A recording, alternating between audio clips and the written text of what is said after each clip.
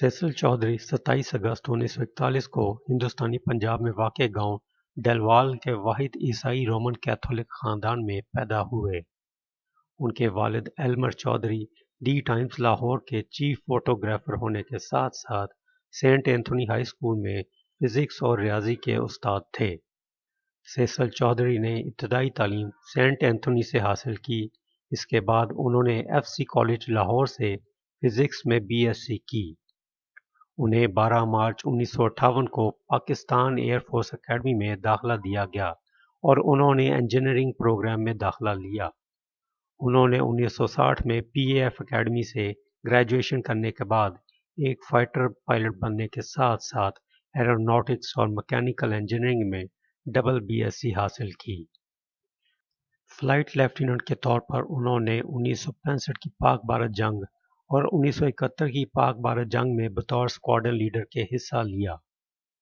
उन्होंने 1965 की जंग के दौरान विंग कमांडर अनवर शमीम की क़यादत में दीगर 3 पायलटों के साथ एक जुर्रतमंदाना हमले में अमृतसर रडार स्टेशन को तबाह कर दिया। ये एक बहुत मुश्किल मिशन था, लेकिन वो इस मिशन में कामयाब रहे। तारीख 6 सितंबर 1965।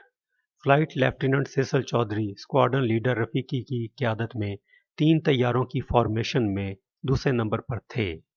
उनका निशाना हिंदुस्तानी फ़ज़ाइया का हलवाड़ा एयरफील्ड था।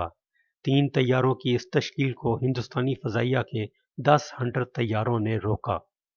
हमले के दौरान स्क्वाड्रन लीडर रफ़ीकी के तैयारे की बंदूकों ने काम करना छोड़ दिया और उन्होंने क़यादत फ्लाइट लेफ्टिनेंट फैसल चौधरी के हवाले कर दी, जिन्होंने इंतहाई जारहाना अंदाज में लड़ाई जारी रखी।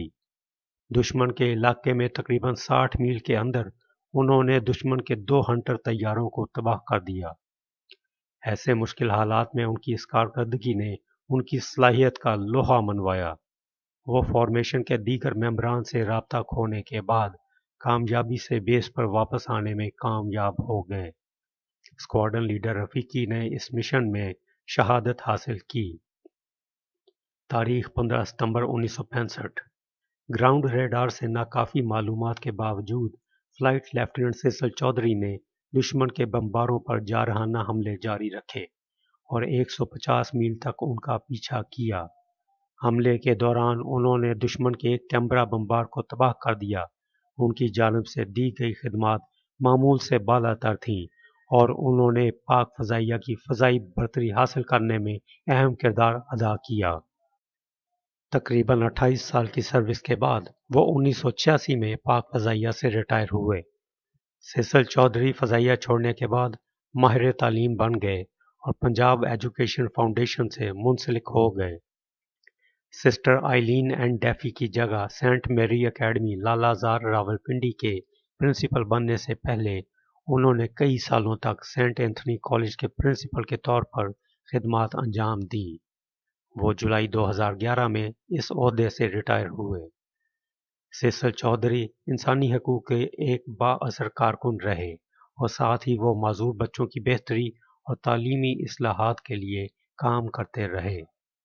1965 में भारत के साथ पाकिस्तान की जंग में उनके बहादुराना किरदार पर उन्हें सितारा जुर्रत और 1971 की पाक भारत जंग में उनके किरदार के लिए उन्हें तमगा जुर्रत से नवाजा गया। हुकूमत पाकिस्तान की तरफ से 2013 में उन्हें प्राइड ऑफ परफॉर्मेंस से भी नवाजा गया।